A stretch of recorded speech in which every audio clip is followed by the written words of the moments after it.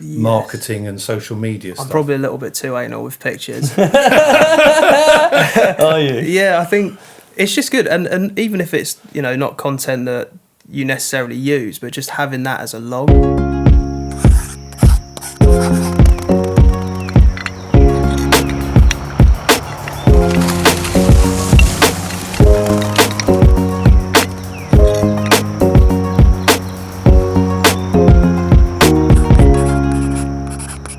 Welcome everybody to another Outside Crowd podcast. And I'm here with Ryan. Yo! We're not here with Billy. They're Mr. Important. Yeah, but we got someone much more important, That's much very more true, interesting. very We're true. delighted to be here with Lawrence Martin from Metamorph Landscapes. So welcome, Lawrence. Hello, everyone. How you doing? Yeah, very well. Good. No, thank you for coming along. It's nice to have another landscaper. Better one. I mean, a nicer one. I mean... No, you're right first time. We'll find out. So I suppose just to start off with the usual sort of things, tell us a little bit about your background, how you got into landscaping. So finishing school, decided to go to Hadlow College, where I did a landscape management degree, which once I'd completed that sort of took me to the route of getting into the industry from the start. So I actually started off as a tree surgeon, not as a climber, but a groundsman to start. Shane Bill's not here. Yeah. So that was like a great start to start using my horticultural sort of knowledge and arboricultural knowledge, plant names, all that sort of stuff. So from there went from the tree surgery into working for a guy called Sean McGeechee, who owned McGeechee Garden Design. Yeah.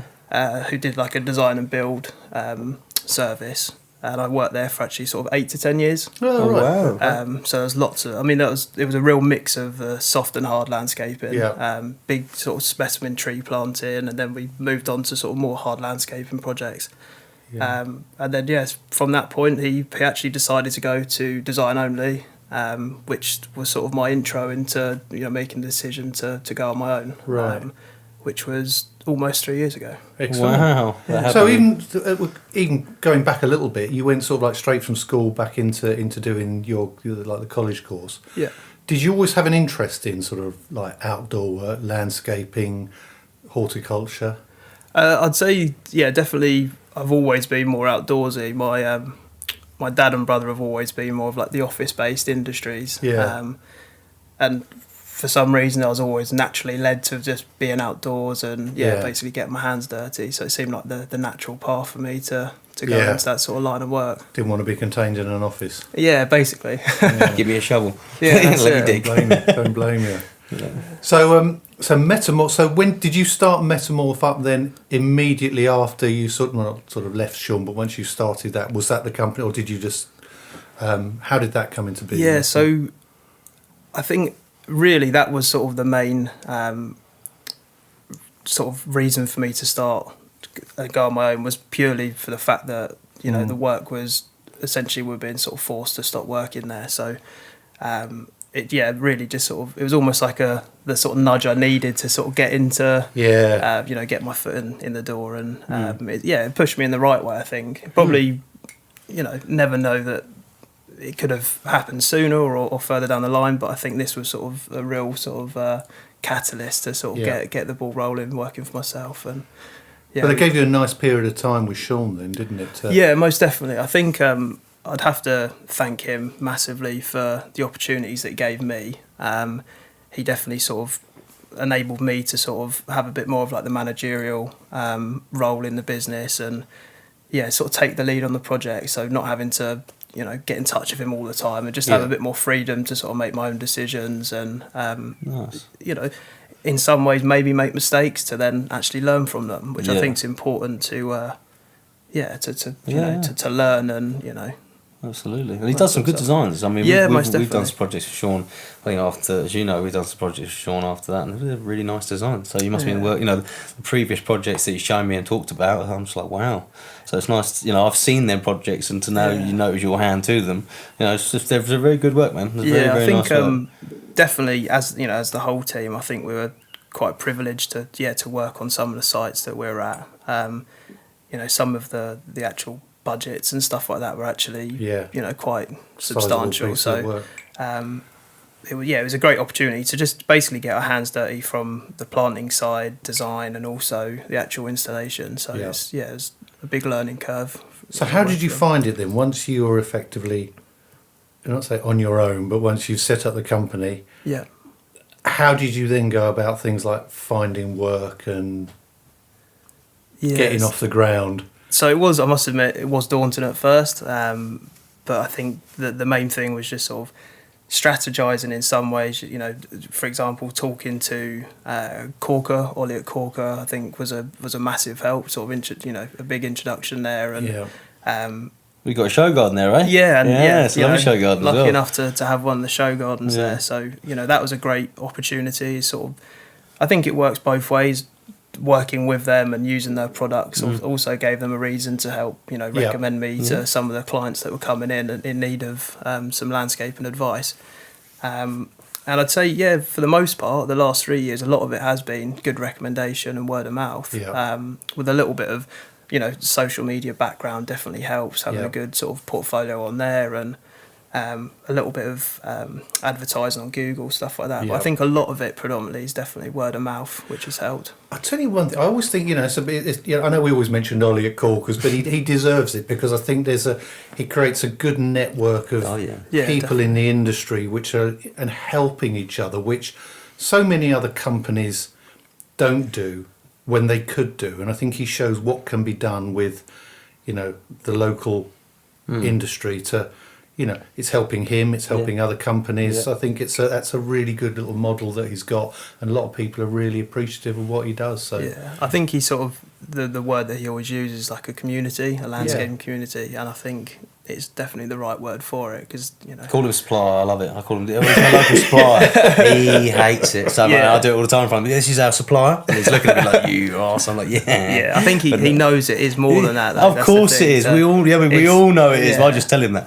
But it's what he's created. Like JB was saying, the thing is, even myself and you, like I met you from there. Like I bumped into you there, and I pulled Ollie aside and I said, "God, you know how to pick him." I said, because he's a real nice chap. I said, "Nice chap, works really well." And I said, the garden he's done is great. I said, really spot on, solid work. So, I think he saw you from a mile off and, knew full well. So, and, the people I spoke to in Oya and people who worked alongside you, they've always said great things, and it's nice to see, nice to see. Thank you. Yeah, I appreciate that. So, do you have a vision for Metamorph? Do you see where you want it to go and what you want it to be going forward? Yeah, I think my sort of main aim would be to definitely be able to provide like a full design and build service. I think every landscaper's sort of end goal is to probably do really nice bespoke one-of-one projects, high spec, lots of detail, planting, all of those sorts of things. But I think in terms of the goal for the future would probably be to not expand to a point where it's not personable anymore. I think that's probably half of the reason why I'd like to say that we win the work is because we are very personal with the clients, and that I feel like you could lose that if you do get too big. So I think there's a certain point where I'd like to restrict it. Obviously still a long way to go until we're at that point, but I think as a vision, 2, maybe 3 teams absolute tops and just real sort of high quality sort of perfection would be a real great goal for us. And where are you now then in terms of sort of like clients, sizes of jobs, things like that? What can you do at the moment? What's your sort of tarmac in the roads, and you? Sounds about right. So you're more advanced than Ryan. I've got my wheelbarrow license. Not laminated though. Currently we're still fairly small in terms of scale. We operate as one team currently. Usually 2 to 3 guys, and obviously if we need to sub in on larger projects, we do. We've got contacts that we work closely with. Currently, and project wise, it's a real mixture. It can be anything from sort of 2 weeks up to sort of 2.5 months.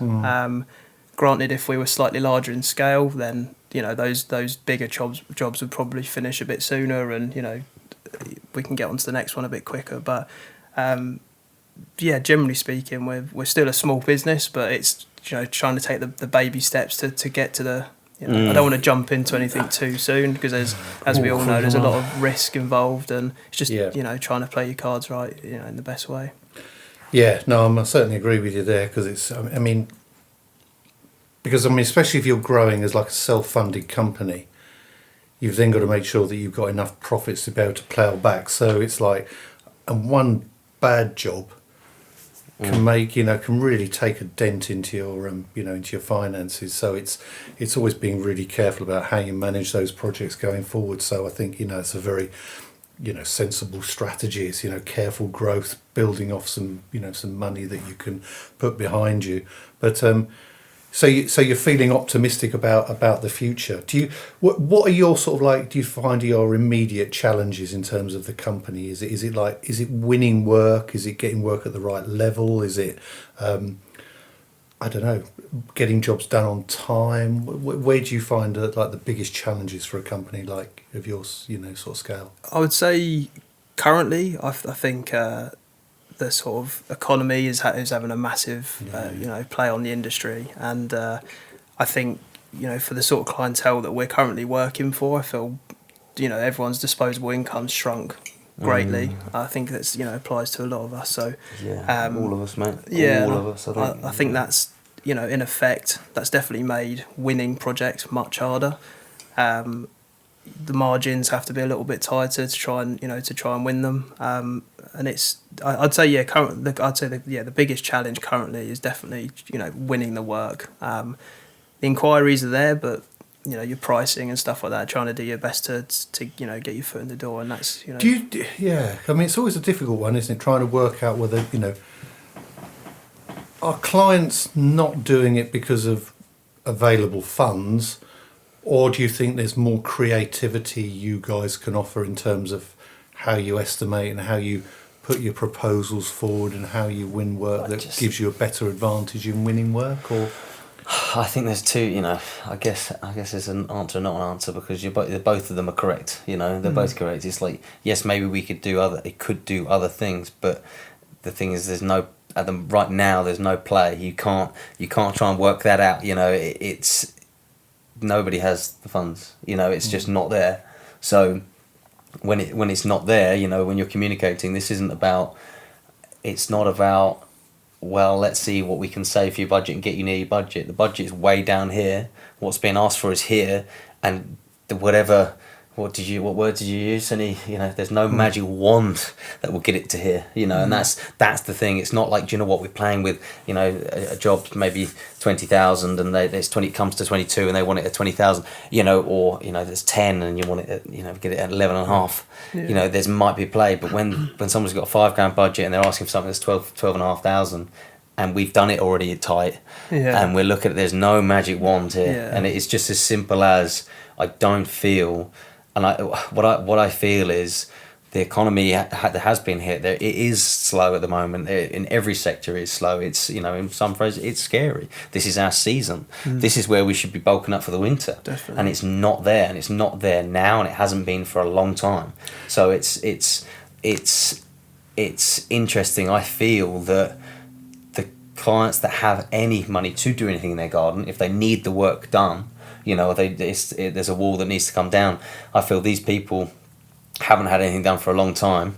The people that got stuff done in COVID, or they've got their stuff done. Now we have the people coming through that may have not had their stuff in a long time done, and those people are looking back at 6 years ago, at 10 years ago when they got something done, going, this is way out. And you're like, you know, things have changed since massively. The last time you had your patio done. You know, this isn't that price anymore. It's never, and it won't be back to that price. This is not a, you know, it's. Do you find that, Lawrence? And if you're going around to people, do you get that initial sort of indication that their budget is down here and yet they want, you know? Yeah, something? definitely. I think I had it fairly recently. You know, it was a reasonable sized project, and it was basically a mix of everything really. Some planting, small retaining walls, you know, all cladded, all the bells and whistles.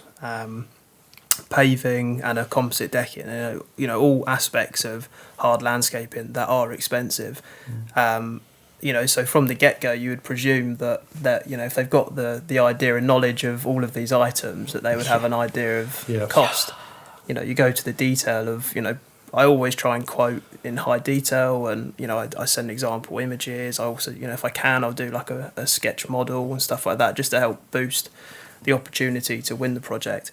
And a lot of the time it comes back, we've seriously underestimated this, but how can you have all of those visions and not have a slight understanding of the value? And I appreciate materials and labour are expensive, but I think maybe there is a little bit of educating to do on that front. It's the educating bit. It's the educating bit, and it's that bit that's really difficult, because we're trying to win the project, trying to win the job.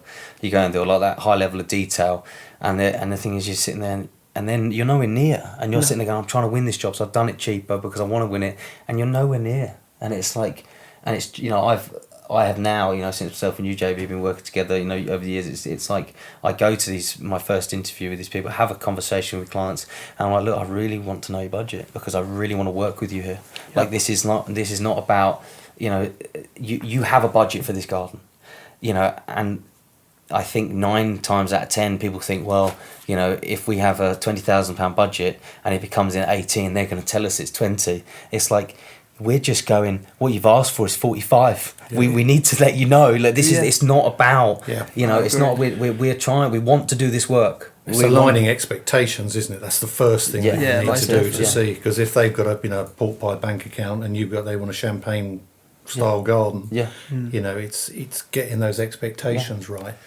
Do you think it forces you to be a bit more creative in what you can offer, and maybe how you work? So maybe you're, if people have got less money, then when you see them, you're then making suggestions about, what realistically could be done, whether the job could be phased over a period of time. Does it make you more creative as a company?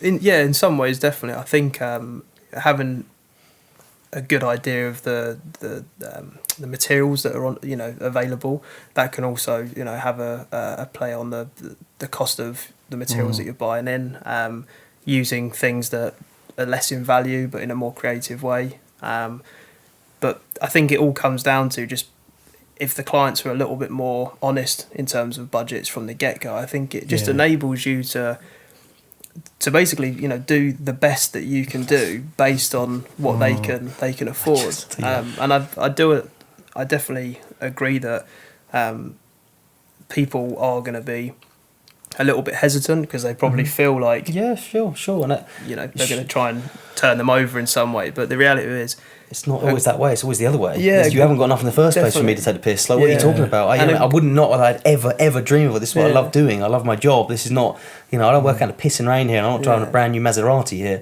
It's like. But the trouble is, you're all, regardless of what you do, people's first perceptions of local builder is, I've got to be careful. Yes, I hear you. And I think all the people I've worked with, I haven't come across anyone like that. Most people are just really genuine, hard-working guys who offer a really good product, and no one ever wants to take the mick. It's just hasn't come into it. And I think so. I think that I've been trying a lot to and I do start by saying this is a process that we'd like to win every job we go look at. You've been recommended by someone's recommended us to you, and it's like, you want to get this project done. For me, it's understanding that budget, what that pot of money is, and even if they say, well, I don't know how much the job's going to cost, I've said, it's nothing about that. That's my job, because how would you know that? So it's about understand. But what if you look at this garden? What would you like to spend? If you go, well, look, I've got £5,000. It's like, that all I want to spend is £5,000. That's information. That's fine. I mean, don't get me wrong, it'd be turf and bark maybe, but it's like, look, let's straight away on that point, straight away it's like, well, okay, there's metal edging we can get cheaper. We can do metal edging. It's like, what is this for? It's for the kids to play outside, not to get dirty on the inside. It's like, okay, well, now we know, and it's like, well, this is what we can do. Yeah. This is what we can do, and it's, oh right, that's what you're trying to tell me. Yeah, I'm trying to use my experience and my knowledge to run through the parameters of what you need and to fill that within that budget. And if it's not there, then we can go, right, well, I'll tell you what, you know, I have it where people tell me, I say, this is my budget. I'm like, that's your budget for planting, right? Like, you won't get the plants that you need for the budget you have, let alone the ground for it to go in.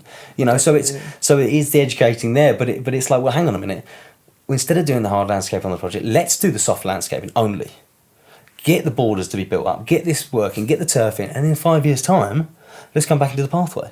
You know, when you've lived with it, when you've enjoyed it, when you've, you know, that's what we want to do. It's not not we want to take, you know, give us all your money. It's no, we want to get the best out and the value, the best product, out of, isn't it? Yeah, to you. So it's interesting to get that across, and I find it gets harder and harder.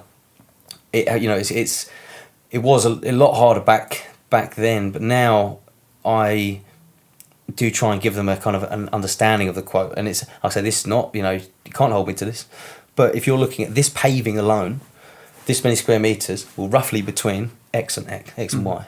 And they go, and I'm like, yes. So do understand that this, that, they're never going to happen. Yeah, all of it. Budget, all of it's never going to happen. Definitely. We must make sure, you know, so it's very difficult. It is very difficult. And I find that, you know, with the economy the way it is, there's lots of people dropping their prices and lots of people, but things are still so expensive. That's what I'm hearing from everybody. Yeah. It's like, even though people are cutting prices, everything's so expensive. And it's like, we were trying to do log rolls the other day for, log rolls, doing rope the other day for a pathway. And, you know, the money that we were paying for rope alone, you know, and I was just like, I wonder if I sent this to the client just here. This is just the rope to be delivered. You know, that's it. No, nothing else. Not putting out nothing. You know, it's interesting. Like I said, the education on, you know, trying to get people to understand, you know, how much things are going to be before they do it. So if we've got, you know, we've got issues with money, we know it's more difficult, and, you know, there are challenges in the industry at the moment. Going completely the other way. Go on. What do you like about the industry? What really motivates you in terms of what you do in the industry, what you like about the company, you know, what? So I would say I love the outdoors, I love nature, which I think is probably a big sort of catalyst for why I've got into the industry. But I'm a massive fan of the before and after and transformation side of things. I think it's a massive sort of satisfaction for myself and also the clients. And it's really just the. Do you keep that in terms of like sort of portfolios of pictures and then like befores and afters? Are you good on like using that for your own marketing and social media stuff? I'm probably a little bit too anal with pictures. Are you? Yeah, I think it's just good, and even if it's, you know, not content that you necessarily use, but just having that as a log is really good. Just to keep you motivated, really, and you know, just showing to yourself like how hard you are working to sort of create great gardens. Yeah. And also, you know, it's also good just to, you know, keep on top of taking pictures, just so then you've got it as proof and evidence, you know, when it comes to people questioning additional works or, you know, extras and all those sorts of things. Yeah, that's very true. But so how do you deal with things like, well, I suppose first question before that, do you still work with garden designers? Because I know you say like if you do design yourself, do you still look to work with garden designers as well? Yes, so end goal would be to do it for ourselves, but currently it's a difficult market, and I do, you know, people aren't necessarily looking for a whole design service, so we aren't currently working for any designers. If there's any out there that want to have a sweet collaboration, then feel free to get in touch. But it's definitely, I think it's a great way to gain access to more work and also bigger projects. So you can play with the detail, you know, as well. Yeah, and most do the bit you really enjoy. And I think it's important actually to network to more designers and stuff like that. It's definitely something that I'm going to be, you know, pushing. Do you like that side of things? Do you like, I suppose, in terms of network and business development, do you enjoy that? I do. I think my biggest sort of love really is, you know, when you're actually on the ground meeting the client for the first time, I feel I'm quite confident that sort of one-on-one relationship, the initial meeting, I feel that always goes fairly smoothly, and I think that's a great way to start building that initial rapport with them, which hopefully leads to actually, winning the job. And so I'd probably say the business development stuff, it is good. It's in some ways it's slightly nerve-wracking, the whole idea of growth, and all of the trials and tribulations that come with it, and the rest of it. But I think if I take a step back and actually look at where we've got in 3 years and what we've achieved and the great people we've met and worked with, then I'd probably say that's a lot of that has to be down to sort of my approach to things and how I deal with people. So, because I was going to ask you before I thought I'd change the subject about designers, one of the questions was going to be, how do you deal with clients, and particularly like difficult clients, because we've all had difficult clients. So I suppose, have you had many, and how do you try and deal with them, especially the clients who go, can you just? So in terms of difficult clients, I wouldn't say I've had that many. So good man. Thank goodness. Just you wait. That must be nice to be good manager, Ryan. He's doing something right. Yeah. I think, I guess some of the basic things really is just good communication, which even still I'm learning, different processes, actually kindly through JB. Those sorts of things which seem basic, but they're actually, when you've got a million other jobs to do in a day, and trying to actually run a business, those sort of things can sometimes slip. So that's one idea for growth, is actually to try and manage those things a bit better. But really, I think main thing is just being honest and upfront, and if you're on the ground and there's issues, is just to let them know as soon as possible, just so then there's no have you ever had to put any clients back in their box because they're like, no, we can't, we're doing it, or they're trying to be too pushy about what you do or how specific or things like that, or is it generally gone fairly smooth? I would say generally it's gone fairly smooth, and I think because they trust our process, that they can, with a little bit of guidance for them and reassurance that it starts as this and it becomes this. Big hole in the garden first. Like, we've got to fill it in after it's not finished. Definitely. But I think that in itself sort of solves that issue. But I think if any issues do come up where I just have to tell them straight that I would do it, because at the end of the day we're providing a great service, and they've got us in to complete that project. So I think it's there needs to be a mutual sort of I like that a lot, a bit on the professional.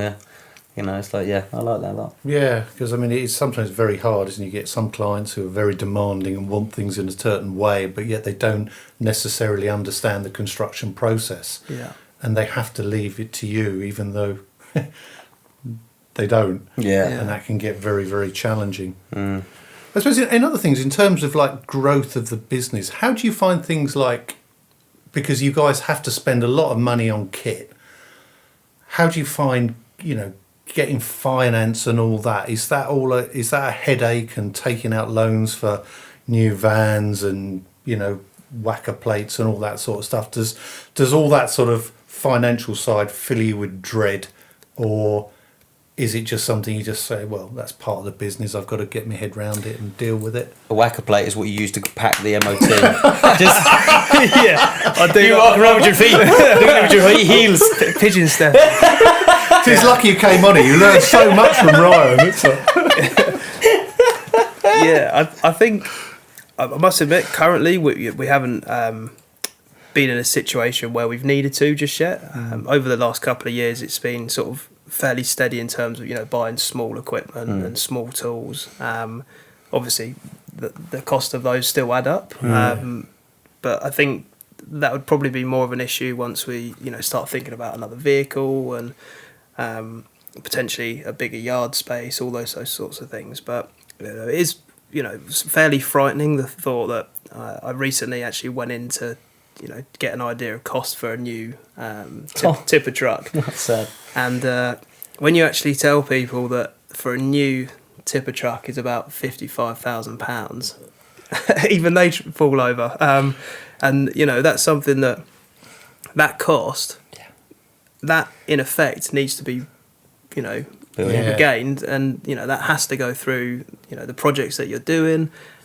So in an industry where we're already fairly limited in terms of winning work currently, how's it going to feel when you've got to add on an extra you've got another figure great big overhead on there to put on? So it's and that does put the sort of reins on at what point do you decide to grow, because currently does it seem like a good idea? I'm not sure. Sit tight, pull them reins up, you pull them reins up, and you corner off the field of the paddock and leave the grass there until everyone runs out of grass. It's, I think that's what it is. I think it's just very smart spending, just think about it, I'm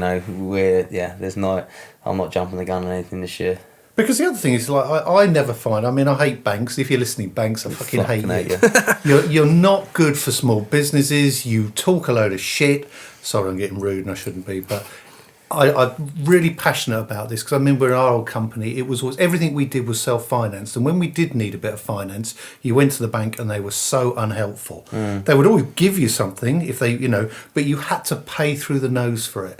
And I'm thinking that for small businesses like you guys, banks and companies should be far more accommodating to help you get finance if you need it, rather than having to go through all these so much bloody forms, stupid interest rates, because ultimately small businesses are the engine room of the country, really. They're exactly driving a lot of the economy, and it should be making it as easy as possible for you guys to be able to take out loans, to invest in your company and to grow your businesses, and and to be able to pay off those loans as quickly as possible. So sorry, that's my rant about banks, but I don't know if you ever had much dealings with them, or whether your banking they've been good. It's so far, fingers crossed, it's been fairly. Who are you with? Did you name them? So I'm actually with an online bank, which is so Starling. Must admit, I think it's been great so been far. All right. Fair play. But I've actually, interesting you brought this up, because one of my previous projects, actually one of the only criticisms that she said was, I think that you should have a more trustworthy bank. Wow. And I was like, okay, it's interesting. What do you say? She goes, Nationwide, Barclays, HSBC, Lloyds, stuff like that, they're big names, and I think that just gives the client a bit more. Which is unusual. That makes sense. Online banks are. They are. That's funny, because I'd just be thinking, what's the ones that are going to give you the best terms, the best service, and are going to make your life as easy as possible? Because not all of them do, and sometimes some of this, their services are appalling. Well, that's it. It's kind of trying to go and solve a problem. It's like, I went into the bank. I won't name the bank, but I went into the bank the other day and said, I need this problem fixed. And they're like, well, that's not my department. I'm like, okay, are you my bank? Yes. Am I a business bank here? Yes. Okay, now let me answer the question again. Well, actually, no, I'm not a bit. I'm like, okay, look, I have tried to do this online. I dig holes and fill them in for a living. Okay, I can't figure it out. Please, can you help? I was like, I'm here today because I've got to go back to work tomorrow to give you more money before you ask for more of it. Name and shame, Ryan. They're not a four-letter bank, are they? They might be HSBC.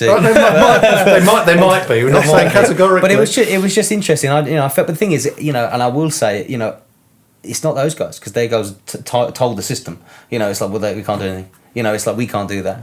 They were kind enough to. She was kind enough to help me in the end. But it was an interesting kind of like. I was like, so what do I need to do when you book an appointment? Book an appointment. Oh, that person might not be in this week or that week, it's and you're all like, too difficult. But hang on a minute, exactly. And the thing is, what makes me laugh is like you see people every day, people going to the bank to put cash into, and it's like, oh, it's open at 10 and closed at 3. It's like, where do you think we work? Where do you think? So money rules the world, right? And you're the one to close first. Fuck you. Sorry, but you know what I mean? No, get up earlier. Be up. You be up till 6, till bloody 8, and then you go. Then you don't do anything until 4 o'clock. So we need to do stuff after work. It does make you have to take the whole Saturday off, or to go into the bank, or you have to take the whole afternoon off to go into the bank. And when you go into the bank, and when it is open, the queue is out the door. And bless them, they're trying to tell everyone to use these machines. Right, stop there. Yeah, go on. Yeah, no more banking. We can run forever. You're right. Or Lawrence, we need him with a question, because we're getting towards the end of our time on this podcast. So, generally, what have you got lined up for the rest of the year? How's it looking? Are you looking, fairly encouraged about how things are going? I know it's sort of challenging out there, but you're obviously got a nice little company. You've been doing well over the last few years, so you've got your plans for developing and taking it forward. Yeah, so we've got a few projects lined up still for this year. Still taking a few inquiries, so obviously hoping that we can, have the success to win those. We've actually surprisingly had a few projects that have been teed up for early next year, which is always definitely an encouragement. Yeah. Just knowing that after the hardest part of winter, you've got a few things lined up. Definitely. But I wouldn't say that we're miles ahead. So if there's other people listening, I think don't be too concerned. Yeah. I think it's definitely what's happening in the industry currently, but I think just keep working hard and keep whether that be a bit more of a budget on your advertising or marketing, and just to hope that a bit more comes in and do. Because I think often, isn't it? It's like tough times are the things that actually can make good businesses, because you have to adapt, you have to be, control your costs, look at your processes, everything like that, and manage your company effectively, and also maybe diversify a little bit, give different, offer your services in a slightly different way, be more creative. So there's lots of ways. So, but I suppose overall you're optimistic and certainly enjoying it, running your own company. Yeah, most definitely. Excellent.